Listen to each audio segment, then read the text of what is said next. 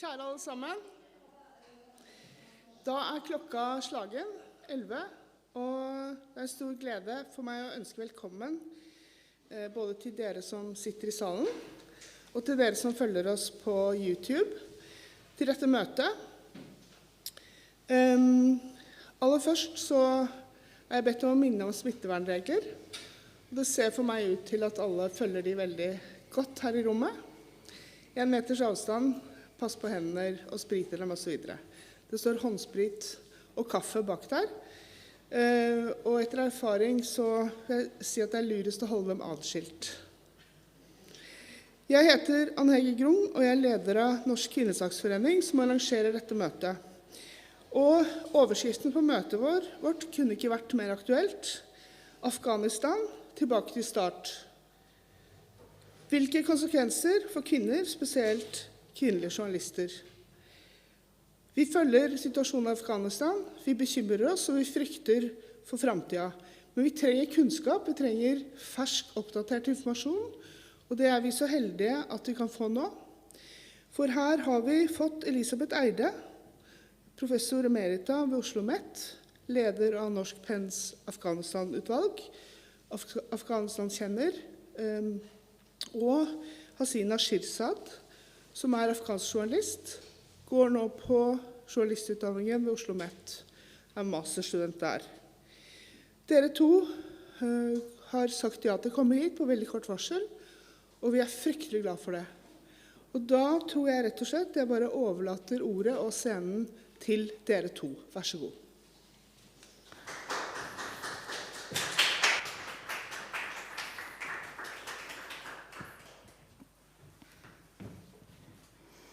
Ja, fint å se dere her. Det ikke så fin tid. Min bakgrunn fra Afghanistan strekker seg veldig langt tilbake, fra jeg intervjuet de første flyktningene, noen av de som kom til Paris i 1980.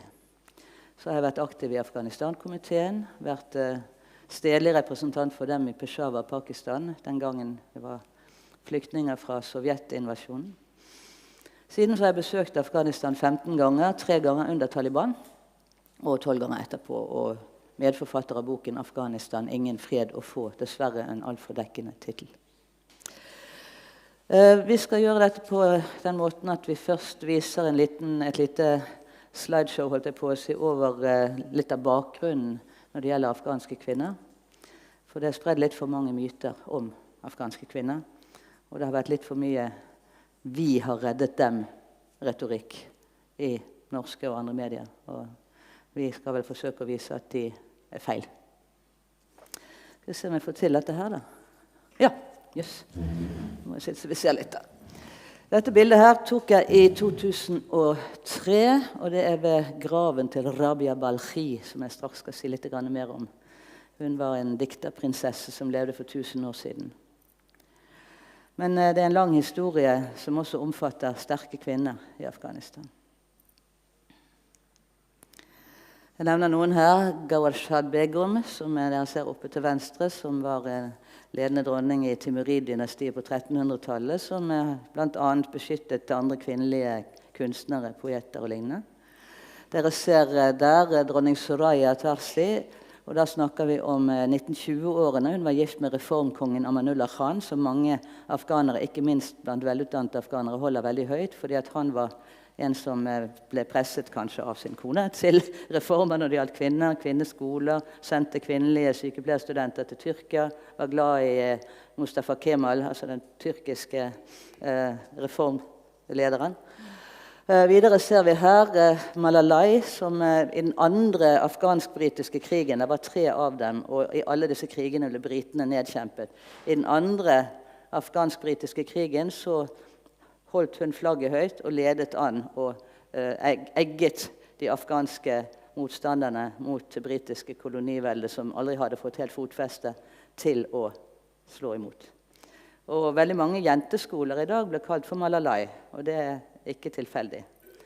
Så ser dere til slutt her Rabia Balkhi, som jeg allerede nevnte, som altså var en poet for 1000 år siden, og som levde i det som var de afghanske områdene, får vi vel si, og som forelsket seg i en tjener ved slottet, og ble drept av sin egen bror, sier sagnet, mens hun skrev da poesi på veggen med sitt eget blod, slik går i hvert fall myten.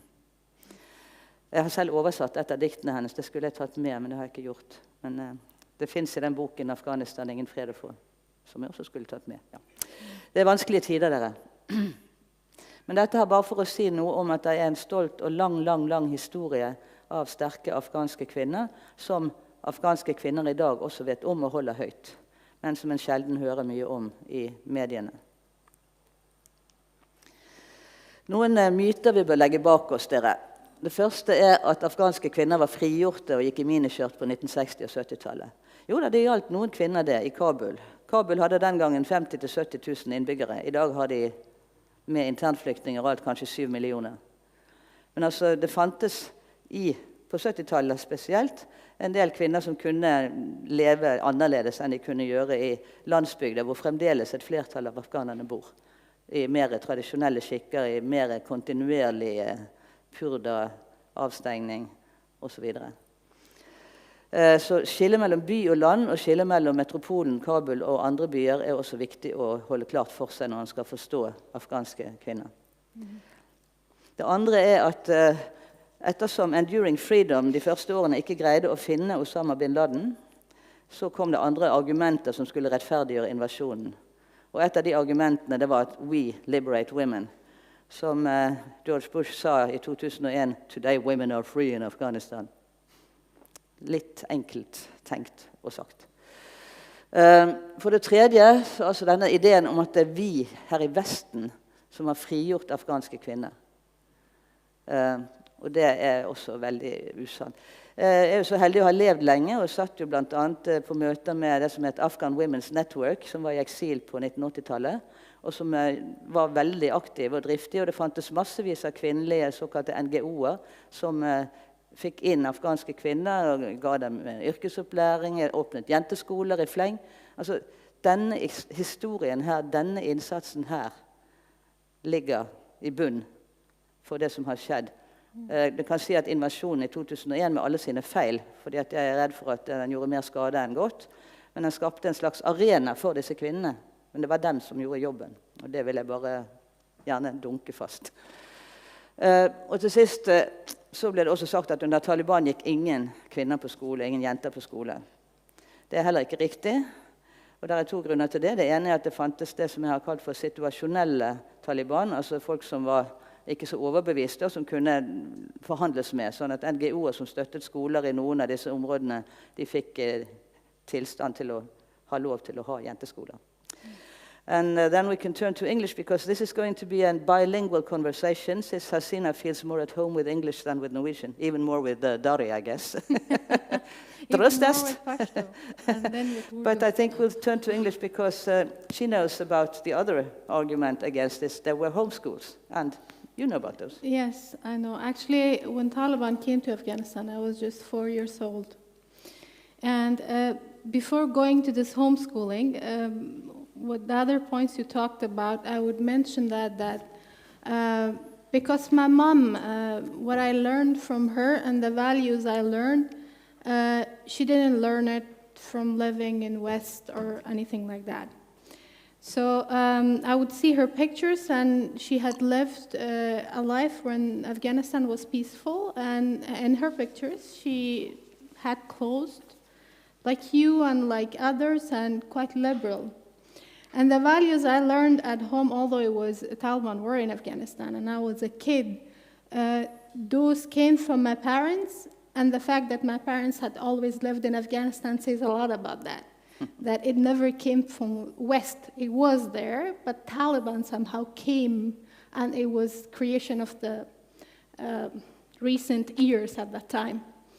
So I went, and then coming back to homeschooling, I was 4 years old. My mom decided to work with Care International, Headingley. They were making schools, and she decided to send my sister to Mazar first, because Mazar was not a province that was controlled by Taliban 2 years after they got Kabul. And then she sent her to Pakistan to study, and she's a doctor now. She homeschooled me, and all I remember was that we studied the whole time at home. When actually Taliban went and I went outside and I joined the school and I went to the real society, everybody used to ask me if I have lived in the West. And I always would come home confused and ask my mom that, Mom, why everyone is asking me that? Because I was raised with that values which was previous in the war in Afghanistan with parents who were educated and they really believed in those values. So yeah, coming to your argument that Taliban did not allow schools, but it was not that there was no schools. There were schools. And even I remember going to madrasa, and if you studied Quran in the morning, in the evening there was a moderate teacher that could have taught you other subjects, which were taken not that important, but some students would take it really seriously. I remember from my first visit during Taliban time in 1997, I came to Kabul and I could not go to the university as a woman journalist, so I had to send my 20-year-old interpreter to check what was going on there. I mean, so it was bad. It was very bad. Yeah, it was. Yeah, it was. They didn't let my mom work. She used to work with science. There's a science department at the University of Kabul where they sit and they write books for schools. She used to work there and they do experiments and then they write books. They didn't let her work, and after 1 year, I think they gave her money, like the pension or something, and after that she was asked to sit at home, but she denied. She denied to sit at home, she denied to not let us study, and she kept always teaching us that this is temporary. You have to study, they will go. They will go. That was something I learned while I was a child. Yeah, and one day, you had a chance to work. I did. We'll come back to that in a short while. Just another slide here. Yes. Ja, på norsk da kanskje. Det som vi har sett er altså en kynisk bruk av kvinnespørsmål til å rettferdiggjøre invasjon. Jeg sier det såpass rett ut, for det mener det er ganske mye i det.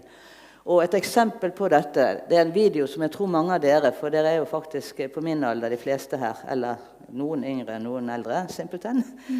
Men dere husker den videoen som ble vist på NRK TV faktisk 3 ganger etter såkalte 9/11, men før invasjonen i Afghanistan som skjedde 7. oktober. De som hadde laget den videoen, jeg var så heldig å møte en av dem, og de gjorde det jo med risk for livet sitt, ikke sant? Det var jo ikke å filme, og i det hele tatt bringe et videokamera inn på Kabul stadion, hvor de altså kunne sitte i en egen kvinneavdeling riktig nok, men altså med fulle burker, og filme altså et drap, en eksekusjon av en kvinne som var anklaget for et eller annet. Det var jo i seg selv veldig, veldig farlig. Dette var en veldig radikal kvinneorganisasjon, The Revolutionary Association of Women in Afghanistan. Og jeg traff 4 år etterpå, så treffer jeg en av disse som fremdeles gikk i burka i Kabul, og dette var da når alle kvinner var fri, men hun gjorde det fordi at hun var også redd for de nye herskerne, fordi hun var så kritisk.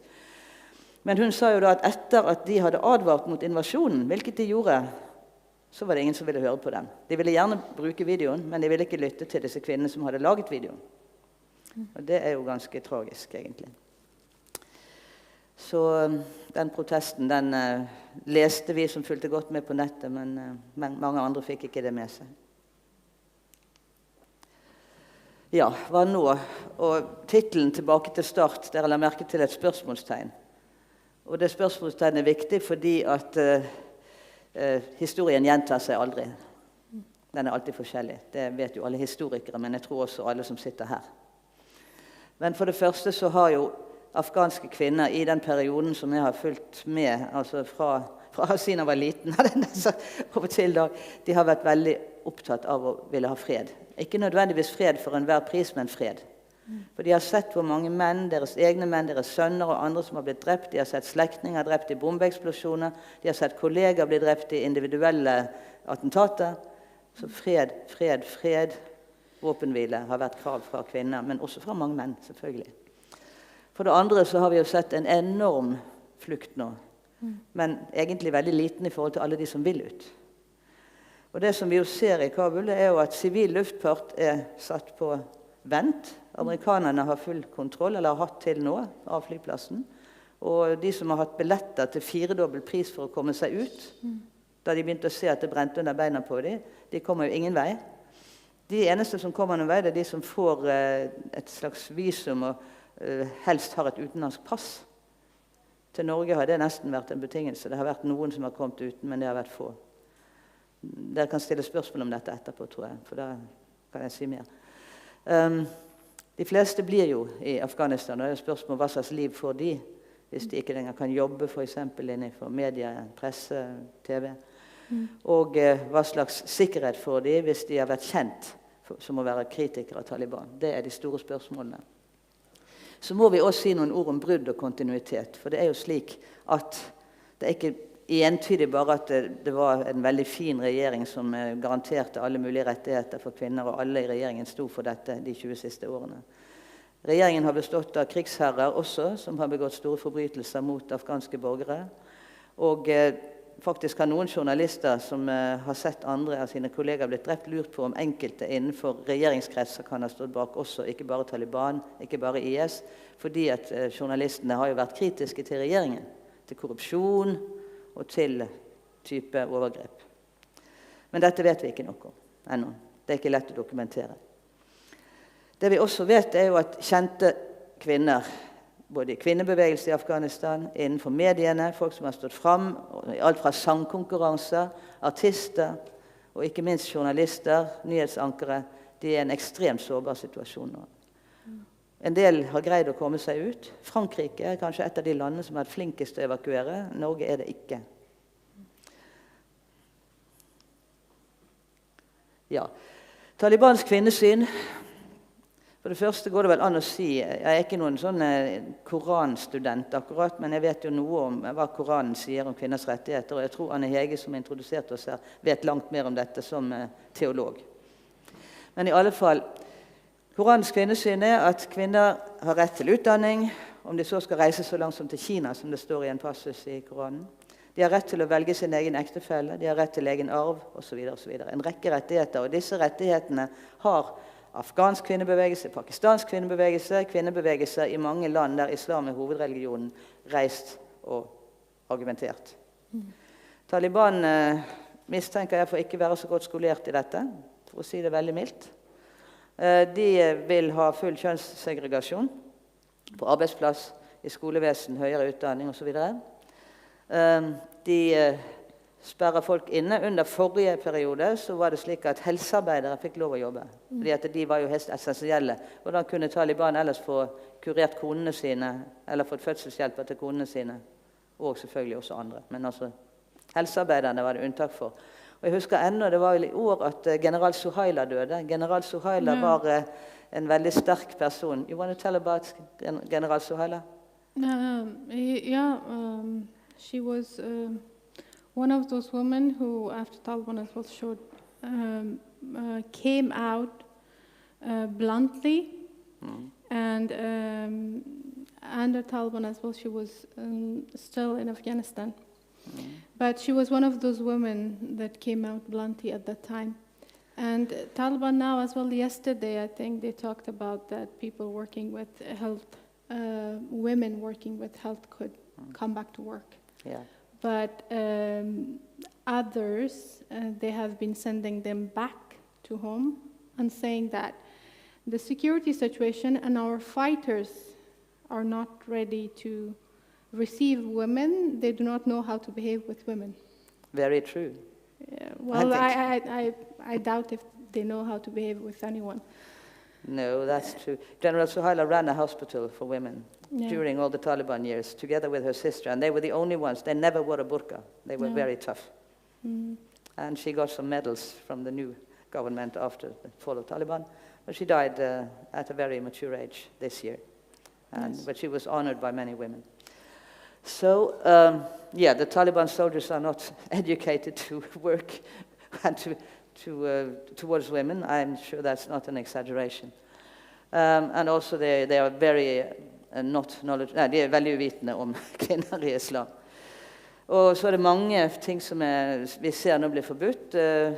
Zabihullah Mujahid, som er talsmannen for Taliban, har sagt at nå skal vi ikke lenger ha musikk, og vi skal ikke ha artisteri, og det skal bli garantert ytringsfrihet innenfor rammen av islam. Men da det jo den islammen som de definerer, som noe annerledes enn den mange andre tror på. Og en av mine gode venner, en poet og satiriker, han sa det slik at dette absolutt frihet til stillhet. Godt sagt, synes jeg. Ja. Litt mer om kvinnelige journalister. Her ser dere bilder av 2 kvinner som jobbet for ART, altså den afghanske radio og televisjonen, statlige. De fikk beskjed for noen dager siden om at de ikke lenger skulle operere. Veldig mange journalister fra Tollo, den mest populære TV-kanalen, har man greid å evakuere, særlig kvinner, men også menn. Så den ganske lite bemannet nå i forhold til det den var. Actually, Mullah came instead of her, and the pictures were there that she was a presenter, but the day after when she came, she was sent back, and then a guy with apparently Mullah came to present the program she was presenting. Det sier kanskje litt om hva slags journalistikk vi kan vente oss hvis det Mullah som skal erstatte journalister. Altså, jeg vil ikke umiddelbart selv en dame med doktorgrad i teologi vil ikke nødvendigvis si var en god journalist. Og langt mindre enn Mullah, hvis vi skal spøke litt med dette her. Er det greit? Ja, skal vi se. Jo, altså det har vært mange som har vært utsatt for angrep individuelle, og flere kvinnelige journalister har blitt drept det siste året. Verst gikk det ut over 3 unge journalister i Enkitas TV i Jalalabad. 3 unge kvinner, alle 3 ble drept. Yeah. Og det har vært flere andre også. Individuelle attakk, altså da gjør man det gjerne med, enten har det vært skyting inn i en bil, eller at man fester en eksplosiv på en bil. I would as well like to add, I have contact with some of the journalists, women who are still there, and I have seen their tweets and their posts talking about, I'm receiving reports, but I don't know where to post it. My hands are tied. So it talks about immense pressure that they cannot anymore make reports about they're receiving threats from people, and people are talking about things, but they cannot make reports. Apparently, the TV channels are not willing to publish it anymore. So there's immense pressure on those who are left and still working. Jeg har en personlig venninne som en av de ledende i Afghanistan innen journalistikk. Ganske godt voksen dame. Hun sier at nå står det folk med svarte turbaner og kalasjnikover rundt dørene der hun bor. Hun veldig redd. Hun hadde sjanse til å evakuere, men hun sa, og det det jo mange andre som sier også, vi vil ha med familien vår. Vi kan ikke la dem i stikken for, ikke bare fordi at de vil ha med familien i seg, men også fordi at familien sårbar. Ok, vi fikk ikke henne, men da tar vi noen andre. Så derfor så det, og så det samtidig veldig strenge evakueringskrav. Her i Norge så har det gått veldig tregt, for du skal gjennom UDI, en prosess, og den kan av og til gå fort, men den har dessverre gått for sent for mange. Det gjelder nok også andre land. Men Kanada var jo tidlig ute og erklærte at de ville ta imot 20 000 journalister. Jeg har savnet en tilsvarende erklæring med, selvfølgelig hadde de sagt 200 fra Norge. Det har ikke jeg sett. Skal vi se. Ja, så noen spørsmål da. Altså, vil mediene bli det samme som i 1996-2001? Da jeg observerte dette i Afghanistan i 1997, så fantes det en stensilert blekke, for å si det på norsk, og radio sharia. Det var mediebildet. Folk som reiste sammen med, reiste i vanlig rutebuss ut av Kabul den gangen, med et stort sjal rundt meg, som hadde prøvd å ta med seg TV ut av landet. TV-ene ble konfiskert på veien, for TV skulle man ikke ha. Vi går ikke helt tilbake der, det tror jeg ikke. Men en må regne med at det blir medieinnhold som blir nok så annerledes enn det vi har kunnet se nå. For Afghanistan har hatt faktisk en av de aller frieste medielovene i den regionen hvor Afghanistan befinner seg. Det vil jeg tro det ganske raskt slutt på nå. Vil kvinner så kunne fortsette å være journalister med andre kleskoder? Vil det dukke opp andre typer journalister, mulla-koner eller mulla selv? Altså, dette vet vi ennå ikke. Det veldig usikkert. Foreløpig tror jeg det beste vi kan gjøre å støtte kravene om evakuering av alle som vil. Vil det være journalistikk? Ja, det jo det store spørsmålet da. Jeg har jo hatt kontakt med folk på journalistikkfakultetet i Kabul. Men det som mitt problem nå, og som sikkert også Hasimes problem, det kan du si, det å bare ta kontakt med folk i Afghanistan i dag kan jo være farlig. Det kan være risikabelt for dem. So. Yeah, I know some of my friends who are journalists, and at the first days they would delete all their WhatsApp history. And I know some people who have been... You know about WhatsApp, sant? Altså de yeah, kutter alle... And I know some people who have been, like they were taken by Taliban, and the first thing they do is they check your phone, and they check your conversations. So that's as well, chances are there. And I have seen on social media that so many of my friends are now locking their Facebook profile, so that it's not available to see publicly. So there is fear all over, and a lot of ways that you could be targeted. Exactly. Så det spørsmål om vi kan tenke oss en mediesituasjon som vi har sett med Democratic Voice of Burma, for eksempel, som vi også har sett med Tibet, at du har et etablert mediesenter eller flere utenlands, og at du har borgerjournalister, som det heter, det vil si folk som på forsiktig vis rapporterer fra bakken. Men det vi ikke vet ennå er om disse talibanene finner folk som er villige til å hjelpe dem å stenge ned internett, ikke sant? Det skjedde i Myanmar, det vet dere, og det har skjedd i andre land med repressive regimer. Så her er det veldig mange spørsmål som vi ikke kan svare på, rett og slett. Ja. Til slutt så vil jeg bare vise noen bilder, og det gjør jeg fordi at vi for 3 dager siden åpnet en utstilling på OsloMet, der jeg jobber og der Hasime studerer, som heter Where There Is Still Life, og som egentlig viser det Afghanistan som er verdt å ta vare på. Den utstillingen henger i Pilestredet 46, og på dagtid så er det bare å gå rett inn og se på disse bildene. Det er afghanske fotografer som har tatt disse bildene her de siste årene, i en periode hvor det har vært greit å gjøre slikt. Og de henger der som et budskap om et Afghanistan slik vi kunne håpe på, og fremdeles har et tynt håp om at om ikke akkurat overlever nå, kanskje i en ikke alt for fjern fremtid igjen skal kunne overleve. Så viser jeg bare noen av disse bildene, og det er bilder som inneholder kvinner. Da. Og det er flere kvinnelige fotografer blant de 27 som leverte de 46 bildene, som ble plukket ut av 600 innsendte bilder, og juryert ledet av en dynamisk kvinnelig leder in Afghan Photographers Association. Så da lar vi bildene tale for seg. Eller hvis dere lurer på hva dette er, de plukker safran.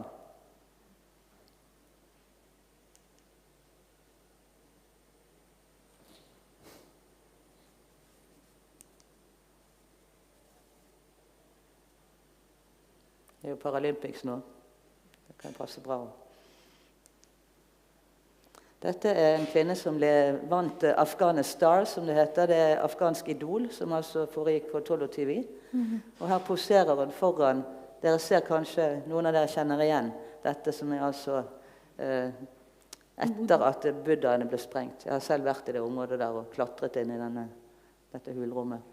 Men hun vant 4. omgangen av afghansk idol, eller Afghanistan som det heter.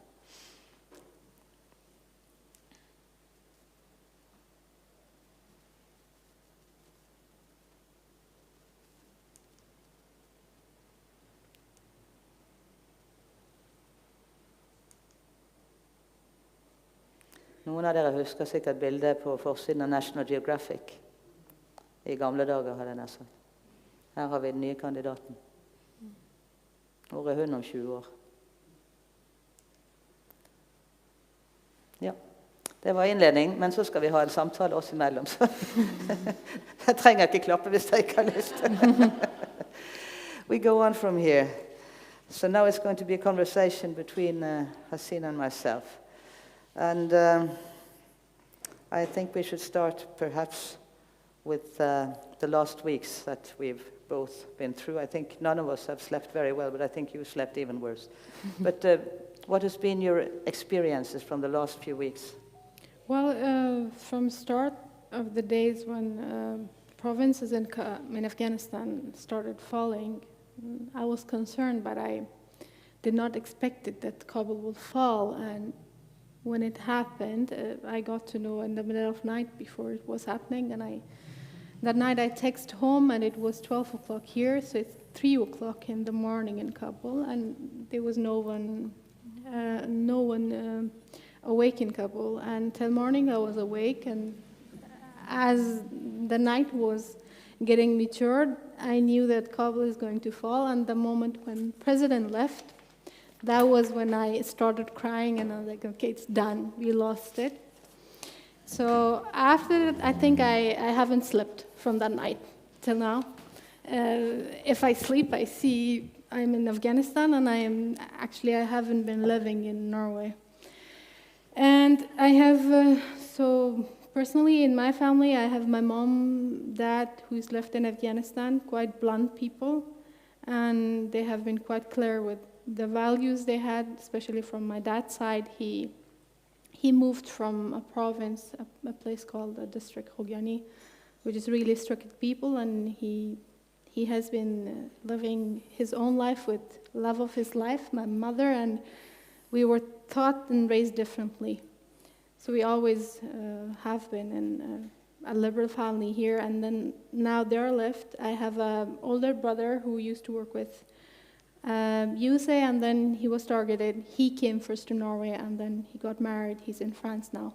I have another brother who used to work with embassy, and he went to USA with USA Embassy. So now it's my mom, dad, and a sister who is doctor left now in Kabul.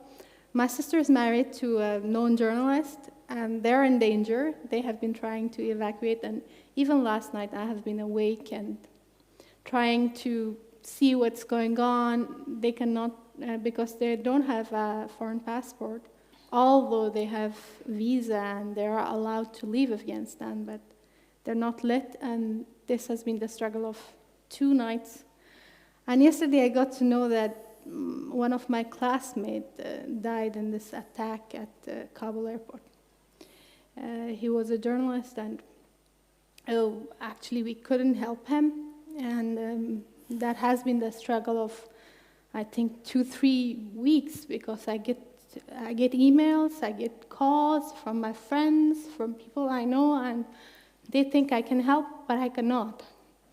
And that's hard, and actually I feel ashamed that I live in Norway, or somehow guilty, the country which talks so much about human rights, and at these moments we are leaving these people alone. So it has been a struggle from a month for both of us. I do agree. I mean, this particular journalist was referred to me to just a couple of days ago, and I tried to put him on some list. But I have had many also addressing me for this, and I've had to say with a heavy heart that I think you should rather try Germany, France, Canada, because they're doing more. That's a fact. Now, they are not the only ones to blame. I mean, the last few days, the road to the airport has been very much guarded by Taliban checkpoints. And at the checkpoints, you're asked, do you have a foreign passport? Then you can pass. If you don't have, then that's a problem. You will not... only yesterday, it must have been yesterday, yes. 3 journalists were stopped on the road. They were arrested and detained for a short while because they didn't have the foreign passports. Then they were released through some heavy negotiations, and they were released having to sign a paper that they would not try to reach the airport again. So, not easy, Yeah, and quite shameful also for the Western powers. When we listen back to Kosovo and Bosnia-Herzegovina, then there was an airlift. They were like our people because they were in Europe, perhaps. I don't know. But I mean, after all the support that has been for freedom of expression fighters, for women activists, whatnot, I think much more could have been done from the Norwegian side, from other countries as well. Of course, it happened very fast. And I'm the one who didn't believe in that prediction that Kabul would last for 3 months. You remember that was circulated in Norwegian papers. I said that's naive to believe. But, it came as a shock to us all. Well, I don't know, anybody can say all in this case. So to be a bit aware beforehand something is happening is perhaps a learning for some. I can only hope. And what we will look at now, how will your family escape, do you think? Your brother-in-law and your sister and their kids? I don't know. The last thing this morning I checked, we have a family group where we talk, and we have been talking all these nights. The last thing I saw that they had texted that, okay, we're going back from the airport because there is still high possibility of another attacks, and we are receiving texts from reports from all over that airport there might be another attack. So just leave. So they left back, and I do not know how they would leave, but I guess perhaps for some months they have to stay away and try to be low profile, and then afterwards my brother-in-law might be able to get out to Pakistan or somewhere and then apply to these countries if they are taken in, which in that case as well Norway hasn't talked about, and they haven't changed their policies for asylum or refugees from Afghanistan. They haven't taken any, they haven't changed their policies regarding to family reunifications, because now you cannot, if I apply for my family, then my mom, dad shouldn't be in Afghanistan. They should be in the third country, which is impossible. Afghanistan is a prison. You cannot get out of it. So it's impossible, even if I apply, and until they haven't submitted something in Pakistan or in another country, their case would be not taken up. And that is like, you're like a bridge and you understand both sides, it kills you. You understand that what is going on in the ground, and then you're powerless in here, and the fact that people think you can do something. It's so much pressure, and I don't know how to tackle it. No, and I don't know either, but I've been compelled to say to my friends that, well, it seems impossible for you to get out now since you don't have this foreign passport, or you haven't even obtained a visa. Stay low. Yeah, stay low. Shift location if you can. Stay with unknown aunties and uncles. And you saw one of the quotations on the wall that there was a journalist who said, I have to shift every night to a new place. That's how people have to live now. Yeah. And not everybody can find new places. But there are some safe houses too, that we should not know the address of, neither of us. Yeah. But some people wait there and have thought they were going to get out. Even some who thought they were going to get out to Norway, but didn't happen. No.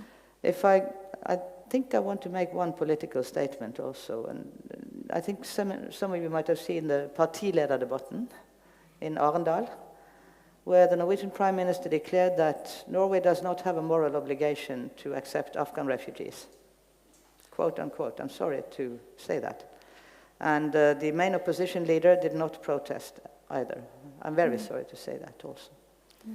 So the little we can do to change that, at least putting pressure, I mean, I don't want to argue what you should vote, for heaven's sakes, no, but to put pressure on the powers that be, by writing, by contacting people you might know who have more power than we have, who are here, anything would perhaps help a little. Other than that, you have experience from Afghanistan as a journalist yourself, and could you say a little bit more about the friends that you have? You mentioned the classmate who got killed by the bomb, the ISIS bomb, but others. Have some of them managed to escape? I think many known journalists have managed to escape, but some journalists that are not privileged enough to have contacts. For example, there are journalists who are not good with English, or they don't have foreign contacts. They are left in the ground, and they're left with no hope, and probably they cannot practice anymore journalism the same way they used to practice. I know from my contacts that there is immense pressure, and they cannot report and they cannot question bluntly as you would have questioned in previous times. And sometimes I see the reports and then I get frustrated here, and I'm like, this is not the right questions. Why is nobody asking? For example, Taliban announced that we are forgiving everyone, and then my question was, what are you guys forgiving? What are you guys forgiving people for? Perhaps they should ask forgiveness instead. Yeah. That would have been more reasonable. Ask if we will forgive you. Maybe, or even if it's both sides, if it was war, you are not in authority to forgive people. At least not people, because you have been killing people, civilians, and then you're forgiving them because I killed your mother, brother. That doesn't make sense. And I think at least one journalist, he didn't ask, what are you forgiving people for? But he asked, do you think that people will forgive you? And he was ignored the question, and it never came to media. But he left Afghanistan 2 days after that. So that is going away. Then there's pressure, and then you can see already that there's this chilling effect, we call it. There's pressure, and then they will not practice the journalism as it should have been practiced, as it should be practiced. Many of the journalists has left, and for those who is in Afghanistan, I think the possibility of practicing freedom of speech would be very low, very less. Actually, last days there was this one person who was working with government, a commander, and he was killed on the way going back to home, and I got to know this from a friend. And I texted with one of my friends who I saw that was talking with Zabiullah Mujahid, and he's a journalist. And I texted him, and I was angry. I texted him, and I said, could you ask about this since you're meeting Zabiullah Mujahid? And he said, well, would you ask their spokesperson? He just sent me his contact. Well, why don't you ask? So I understood from that there's immense pressure, and this person on the other side as well is angry about the fact that he cannot ask. And he's like, okay, you should understand my position that I cannot ask. And afterwards I felt sorry, and I felt, okay, I have been a bit ignorant to not understand this. But I can see that those who are left there, they cannot anymore practice journalism as they would have in other cases. Let's talk about the respect a little bit more. There is another example here. Habiba Sorabi, maybe some of you have heard the name. She was the only female governor in Afghanistan's history, modern history. She was also one of the first women ministers, and she was one of the 4 women in the government delegation to Doha, Qatar. Well, some of these Taliban soldiers came to her house. Luckily, she was not there, but they just took her car. I mean, was that to make her not escape, or was it just highway robbery? But I mean, so much respect for a woman who the leaders of Taliban had been sitting face to face negotiating with just some weeks before. It also tells something. I'm not sure about her whereabouts. Maybe she managed to get out because she was a high-positioned woman. Maybe she's in Doha, I think, perhaps. But this shows the lack of respect. And it's been said that they are different now, they promised this and that. But how much control do you believe that these people have of their own rank-and-file soldiers? The 20 years of war, which has not been a very pleasant war, and I think there's a lot of things to criticize the Western powers for also, has also made some of them more brutal. They've been in prison, they've not been treated well, and neither Taliban didn't treat prisoners well as well. But they could be more brutalized. So, and in local societies, some of them might be negotiable and nice people, but others might be very brutal. I think those who are sitting in Doha and those who talks with media, like Zabiullah Mujahid, they're the kind of like politicians of Taliban, but when you talk about fighters, they were taken as children, they were raised to fight. And at the meantime, when Taliban says, okay, we are not the same people, and some of them I have seen in the Twitter talking about that, we would like to encourage people to not do what is haram or what is not allowed in Islam, or for example, listening to music or changing the way they clothe or shaving their beard. At the meantime, when I see these tweets, I can see that my other friends sending me videos of Taliban seeing a guy who has jeans and then dropping him into this drainage. Yes, I've seen it, because he has jeans. I have heard reports from my friends there that this tattoo artist was killed. I have seen my friends sending me pictures of their tattoos and saying that I am afraid. I have a tattoo in my hand. If I go out, if they see this, then I'm in danger, because the fighters, they think differently. I've talked with a friend who used to work in the prison palace, and he said, today I had a conversation with this one Talib at the prison palace, and he said, I asked him, do you think I am a kafir? It means I am... heretic, hedning. Yeah. And he said, I think yes, and do you think I should be killed? He said, yes, you should have been killed. If there was not announced that we are forgiving everyone, then you guys should have been killed. And this guy from France, I hear, he's a guy who prays, and he's actually Muslim, very moderate one. So you have fighters who think they have been told all their life that whoever works with government in Afghanistan, they don't believe in Islam, they are not Muslim, they should be killed. Now they're left there, and because their leaders have said, okay, we are not killing, they're not killing, but that doesn't mean they don't hate. They don't want to kill deep in their heart. So they have educated these fighters, and it will take time even for Taliban to teach them back that no, okay, well, now we are getting out of this mood, and now we are going to respect these people. That would even be a challenge for them. A young man I know, he wrote to me that, well, in the beginning they might seem nice on the surface, but they will get stricter. That was the case in 1996 too. They came into Kabul, quite a few people even were happy because there had been so much civil war, so they distributed sweets to these Taliban soldiers. Finally we will have peace, and there will be no highway robbery, and there will be sort of security and safety. Yes, there was some strange kind of safety, but at what a cost. And the brutality came a bit later. So we shouldn't be naive. I mean, of course, the international society, if they want to deal with Taliban, they don't have much choice but to say, well, you promised this, and we hear reports they are disturbing. How do you defend this? I mean, to nail them to their statements is, of course, part of the strategy, but it couldn't be the only part of the strategy. Yeah, but that as well, again, brings me back to the role of media there.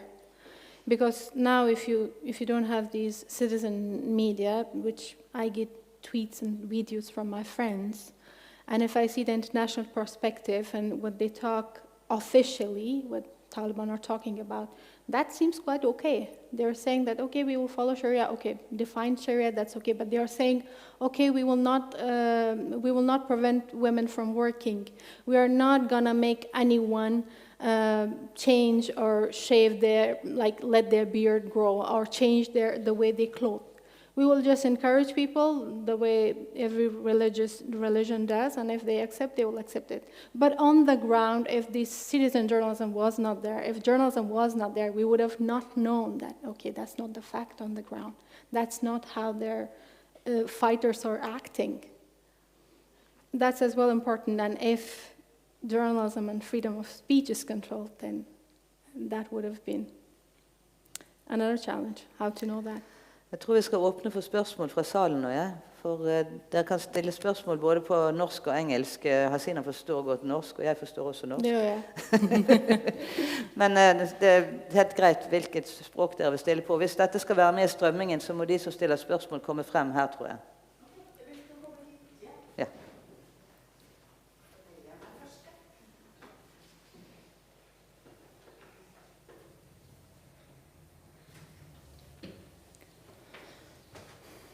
Tusen takk for veldig interessant presentasjon og samtale. Thank you so much. This is very educating for us.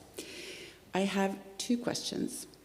One is related to what can women's solidarity organizations do here in Norway and elsewhere? What can we do that doesn't create further harm? How can we support women in Afghanistan and maybe especially those who are on the front lines the way journalists are? My second question is more a question of your opinion. With Taliban having taken power, at the same time, and in their public statement asking that a lot should go on as before, don't leave your jobs, don't do this, don't do that. At the same time, the International Monetary Fund and the coalition nations have all decided to block access to finances and resources. And I would like to hear your opinion. Is it the wrong thing or the right thing to do, given the current, given that Taliban is currently in power? Should they close off the money flow, or not. And I forgot to say who I am. My name is Kristin Hetle, and I'm part of the Oslo Kvinnes Afghanistanutvalg, and I also used to work for many years with UN Women, the UN's Agency for Women's Rights. Thank you again. Thank you. I think what we didn't mention was the food crisis, the drought crisis, the COVID crisis. I mean, the whole Afghanistan is suffering from an immense humanitarian crisis. But we sort of limited our scope in the beginning, but from now on, do you want to go first? Yeah, we could. Well, for the first question, I think what we can do for the women, there could be something immediate for those who are left and for those who are in danger. And then one is about long-term plan of how to support these women, because I don't know, from my life experience and from what I have seen my mom doing and what I have seen these women when the previous, in 90s when Taliban were there, is that they have to stand back and they have to not give up. So immediately I think we have to help these women who are in danger. And afterwards we have to work together with the solidarity that as well Eide Halajan talked about it, like Roa, and these women who used to work when Taliban were previous in 90s in Afghanistan. For the second question, it's a really hard question to answer, but my personal opinion is that immediately there is a huge need to let the money flow for people, immediately.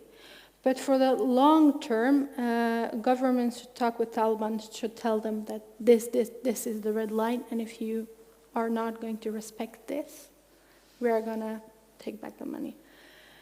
Because now there's IDPs, people have been internally homeless, displaced people. Internally displaced people. And I know that now banks doesn't have money. This is something I got to know this morning about. And in 2-3 months, people will starve. So we don't want to actually let people suffer more, the people. But the aim is to actually pressure us Taliban to accept these human rights values. And for sure, I know the Taliban cannot survive long. There is a hope only with China. And these other countries, I don't think, will recognize them until they come up with a coalition government and they respect all those values. The pressure should be put in there when they make this government, but immediately I think the money flow should not stop. I guess it's not even possible. No, if I should add something, I think some NGOs will work there still. Some of you heard Astrid Sletten from the Flyktningerådet. She's a good friend of mine, and I've been seeing her in Kabul. She's tougher than anybody I know. And I think Afghanistan Committee will also have people working, and I think quite a lot of others will too. And they will work, also try to negotiate with local Taliban to be able to get food aid across. I mean, regardless of what we say or mean, they will do that because they feel the urge to help people not to starve. The winter is harsh in parts of Afghanistan. You know, Kabul is 2,000 meters above sea level, very cold in winter. So, I mean, I've seen people sleeping in ruins during the winter with no blankets even and dying of cold. So, I mean, we're not talking about a very easy situation. But yes, no, there's... Maybe others have constructive solutions from the floor. That would be great.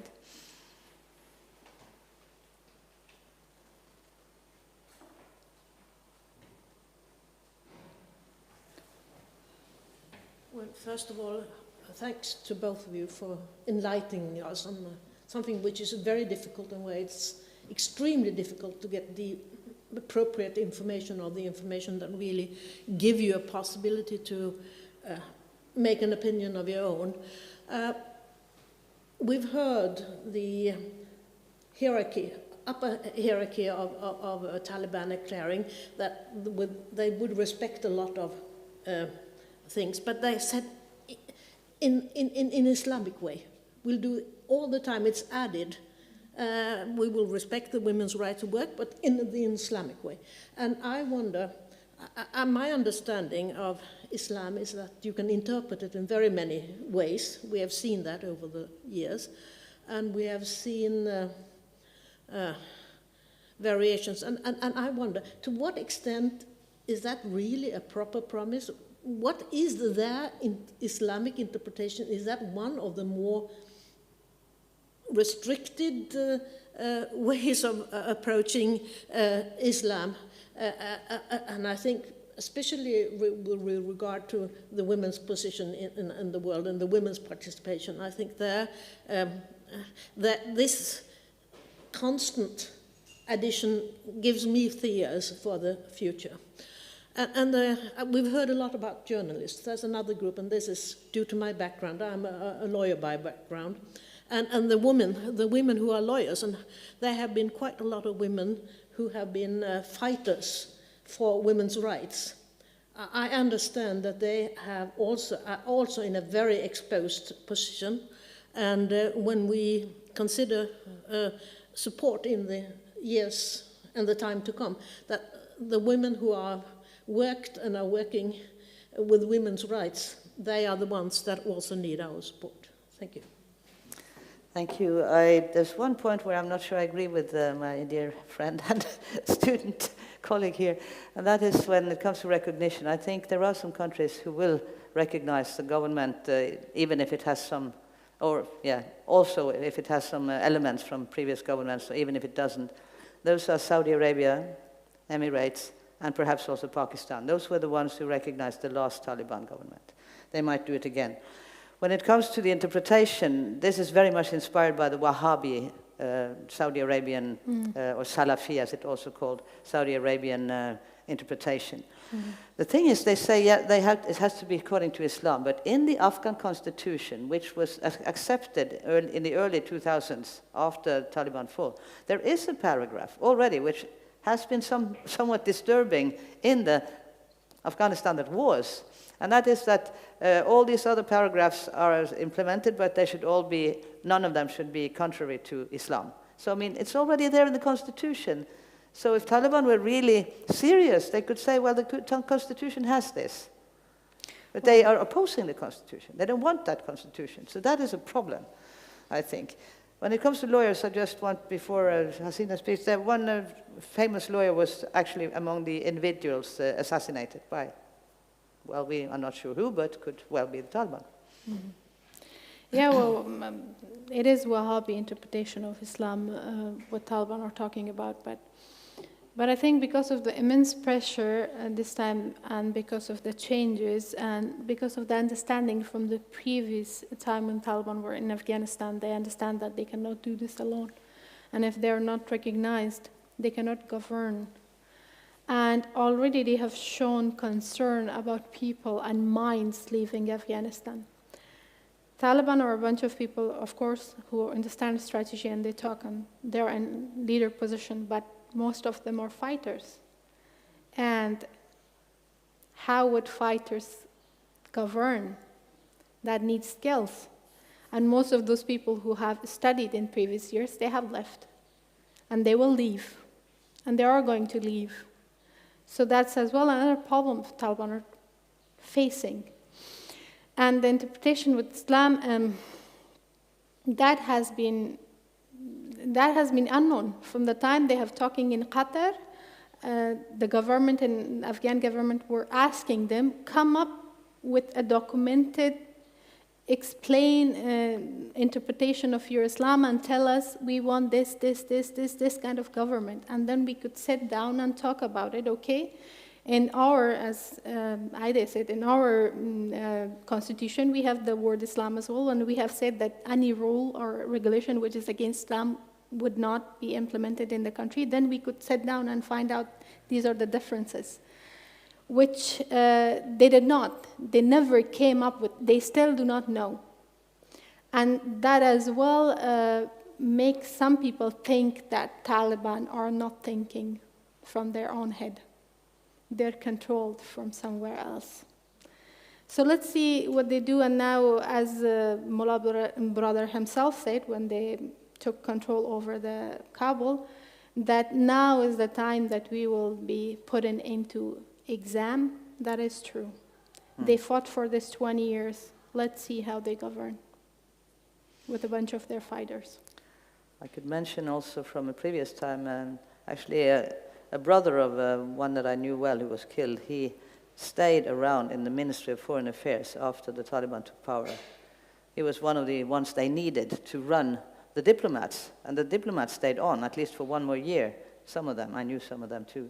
I mean, the same diplomats belonging to the previous government. But after 1 year, he couldn't face it anymore. He said, I had to escape. These mullahs made me crazy, more or less was what he said. I mean, it was, if they wanted to determine at the same time they didn't have skills, that is really a very tough issue. And it's tough to be subordinate if you are a skilled person by somebody who doesn't have a clue. Yeah. That was the reason that he left. And that's a clear concern that I see in Taliban too. They have understood it. Please.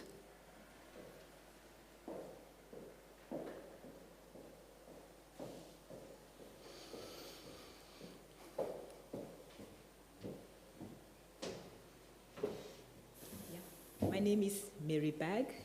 I'm Prinifra, Kenya. I'm a member of this Oslo Kvinner. I've worked with water and sanitation, World Bank, World Health Project in Africa. Yeah, I'm worried about what's going to happen to the health, like the hospitals and all these other health institutions now that things are so chaotic. Are you going to depend on these, like Red Cross or these Doctors Without Borders, or what's happening to the health situation in your country now? You want to go first? You could go first. Oh, the Reporters Sans Frontières, or the Doctors Without Borders, they withdrew from Afghanistan, at least for a long while, after their hospital was bombed with heavy casualties. I think it's 2 years back. I am not sure how many of them are back, actually. So that is a problem, but there are a considerable number now of Afghan doctors, Afghan nurses, Afghan midwives. The Norwegian Afghanistan Committee, for one, has been educating midwives for many, many years now, and they graduate new ones every year. And you know, Kristin Solberg with the NRK, she wrote a book about that called Livets skole, the School of Life. You should all read it to see the courage of these women, how they sought education under very difficult circumstances. So there are people on the ground. The question is how many of them will remain, and how will they be allowed to work? How can they be allowed to work without compromising on their own medical ethics, so to say? Yeah, and yesterday I saw that Taliban announced officially that doctors and health workers should return back to their works. So, and I saw some of them active on social media talking about that we should not leave and doctors will not leave Afghanistan. But for the fact my sister is a doctor, she would not stay. She has been working and she studied so hard all these years. She was working with one of these hospitals, but we have to just wait and see what happens with the health and all situation. No idea.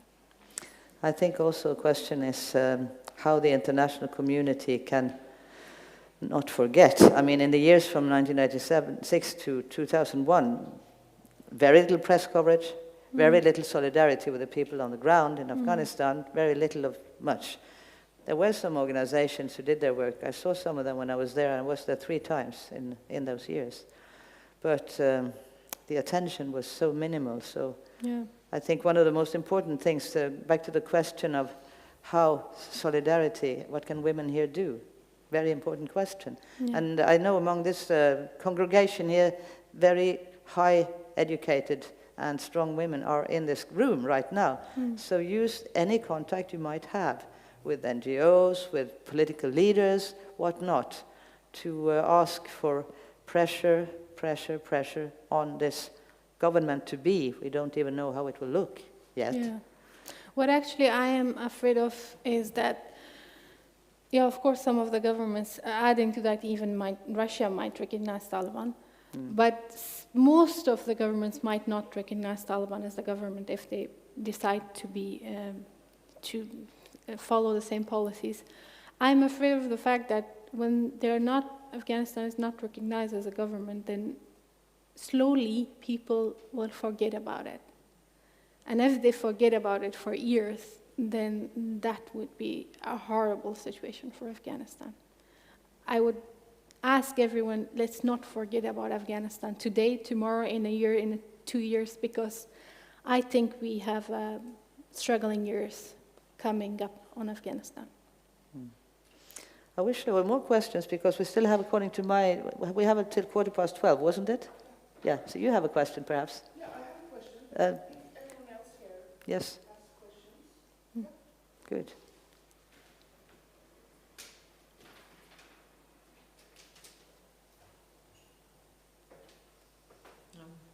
Thank you so much. I will put my question in Norwegian. I slike overgangssituasjoner så ser man jo at det noen med kappen på begge skuldre.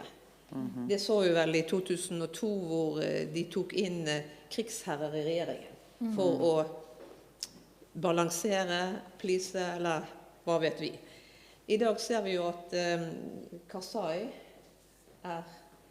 i spill et eller annet sted, Abdullah også inne.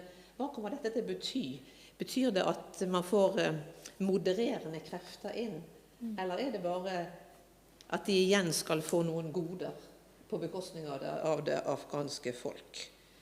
Det var det ene, mer politiske spørsmål. Og det andre jo, vil du si litt mer, Elisabeth Eide, om den norske innsatsen? Litt mer rett fra leveren, for å si det sånn.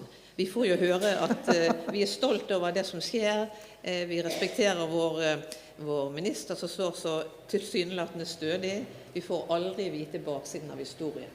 Og journalister skal jo vise oss baksiden av historien også, så hvis du vil dele noe som kan hjelpe oss i det arbeidet vi skal gjøre i videre solidaritet, vil det vært veldig nyttig. Takk. Jaha. The government first. Abdullah I've met several times. He is a non-Pashtun. And we haven't talked about the ethnical stuff here. And it's a meeting of its own.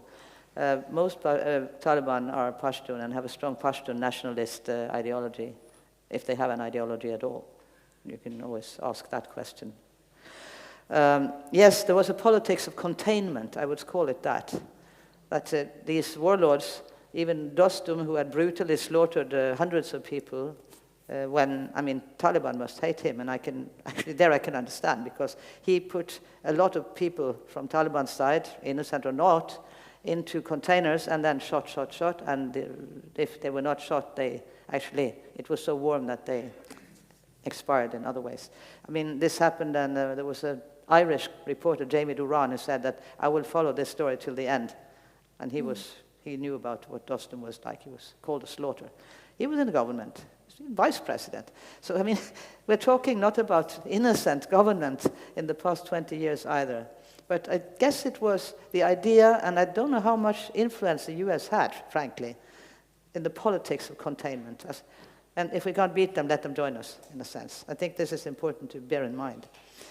There's also another thing, and that has to do with how Constitution and other things were made. I was in a guest house in 2003 in Kabul, met a young American lawyer there, and I was asking, we always ask, what are you doing here? This is sort of the habitual question to foreigners. And he said, I'm writing the Constitution of Afghanistan. I thought, my God, what is that? What's happening here? So this imposition and this belief that you can sort of impose things from abroad is also an issue here. And then we can sort of build a bridge over to the Norwegian policy and the Norwegian thing. First, the general argument has been, yes, we kept Afghanistan free of international terrorism. We hunted down bin Laden, etc., etc. I would say not true. Well, not true. It's true that they probably got bin Laden in Pakistan, yes, but there are remnants of Al-Qaeda in the country, not that many. ISIS have come up. They've found some kind of shelters there. I know Taliban declare that they don't like them, but perhaps they are useful idiots in some ways too. So as long as the terrorism of these international ISIS people goes on in Afghanistan, they don't call Afghanistan a harbor of international terrorism, but it's terror against Afghans. Isn't that international terrorism if some Arab fighters come from Mosul, from Raqqa, into Afghanistan to to blow up people there. That's international terrorism, but it's not about us. Well, it was a bit about us, because US soldiers were killed just yesterday. Anyway, the Norwegian help. Don't get me started. I'm not afraid to speak, but it's too much. But I visited these soldiers. The first year they had experienced soldiers who had worked in Lebanon and in Bosnia-Herzegovina. Secondly, they sent out the young recruits, sort of 19, 20 years old. And I asked one of the majors, I visited these places where they worked twice, said, why do you send it so young people without any other experience? Afghanistan is a very special country. Oh, but they are so well trained, and so on and so forth.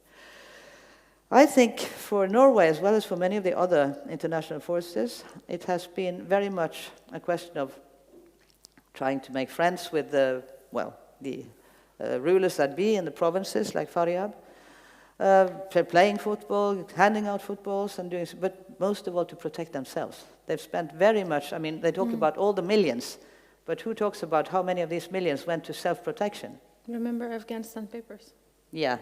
Afghanistan papers, yeah, she did a work, and I was her guidance on that. Afghanistan papers, or the SIGA report. There are many SIGA reports, but there was one particular report. There's a special investigative report on Afghanistan reconstruction. A special report was issued in 2018, which showed how many lies the US had been producing to defend that, oh, the war is going so well, and so on and so forth. Endless. It was based on 600 interviews, and quite a few Afghans among them. And to tell the truth, there was almost no coverage, neither in the Norwegian press nor In the Afghan. Yeah, she had investigated the Afghan press. I had another student. One or two articles only. Yeah. So this didn't come to the minds of the Norwegian public even. But I've read, I mean, Washington Post had 5 comprehensive, large articles about it. If any of you want them, I have them on a file. I can send them to you. It's still very important. One of the people I know, he was a former minister, he was interviewed, and he said, well, you know, and this could be perhaps both Americans and Norwegians. They put you on a plane, and you sit there and you read the Kite Runner, and you think you understand Afghanistan. That is how he saw the foreign forces. You read one novel. Novel is not bad. No. Don't misinterpret me here. But I mean, you don't understand Afghanistan from reading one novel.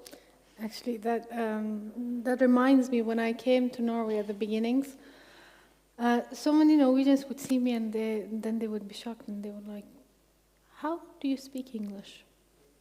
And I would be like, yeah, I studied English, I speak English. And then they were like, your family was educated? You're from Afghanistan? You have lived all your life in Afghanistan? Have you lived abroad? And I would be like, what do you think of Afghanistan? It's not like that. And the fact that media always reports about the war, and you read Kite Runner, you're expecting that. That's not far away. But Afghanistan is much more complicated than that. And in these reports, Afghanistan papers, you see that so many of them who went to Afghanistan, they did not understand the culture. There was one particular part now I remember, they spent so many money on educating Afghans that they should wash their hands before they eat. But the fact that we are Muslims and we wash our hands all the time, and the fact that we even have this culture of bringing something called a water basin. Yeah, like a water basin with the water. I've been treated like that before meals. Which, before you eat, it's actually brought by the youngest member of the family, which always was me. And you do it to everyone. So imagine what they didn't understand Afghanistan. They didn't know the culture. They didn't know where to spend the money. And the thing is that they were not allowed to sit with Afghan families at all. And all the food that Norwegian soldiers ate was flown in from Norway. Think of that. I mean, they produce food in Afghanistan. They have excellent food. I've never had an attack of diarrhea in Afghanistan in all the 15 actually, visits. I feel really sorry for them, because Afghan food is really good food. Yeah. Then they missed it. But how can you understand a country? I think I asked that in one of the chronicles I've been writing lately. How can you understand a country without being allowed, because there was safety reasons, to sit down with a family and share a meal? I mean, this is fundamental to understanding, to reciprocity, gjensidighet. If you can't do that, then you're doomed. There's so much more to be said about that. We don't have the time, but please consider, maybe there will occur an emergency fund for female journalists, lawyers, activists. Maybe you could initiate some. Yes. That Please. would be my final, and you agree? Yes, I agree. Yeah. Please. Okay, let that be the final word then. Yeah, I just want to thank you so much because you have been here and shared so important points, not only your analysis of the situation, but also your narratives and insights that comes with experience and personal reflection. And I think this is also what we need to convey to the broader public. And I think that women's organizations like Norske PENs Afghanistanutvalg and the other women organizations that are now engaged in this work in Norway, because it's not only us, there's something deeply offensive about the situation, particularly for women's organizations, I think, because the so-called women question has been instrumentalized in such a horrible way connected to Afghanistan, both then and now. And I think that makes us in a particular way engaged in this. So I want to thank you, and let's continue to keep in touch. We have a small token of thanks to you. This is for the nights where you cannot sleep. This is chocolate, okay? Thank you so much. Thank you. Also have some planer from our organization, and of course you can feel free to use them or not. This is Norske PENs Afghanistanutvalg. You want pink or yellow? Thank you so much. You can have a yellow one as well. Oh, see? Oh, have it either way. So, thank you. Thank you so much.